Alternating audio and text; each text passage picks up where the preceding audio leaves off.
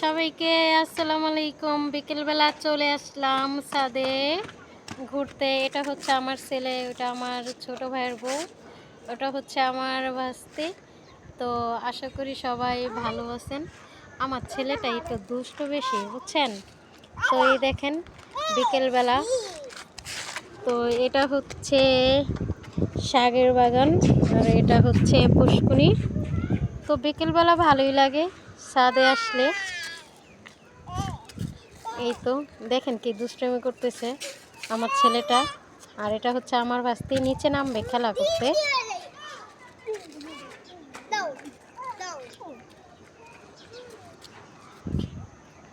তো অনেকদিন পর ছাদে আসলাম। কার কেমন লাগে ছাদে যাইতে?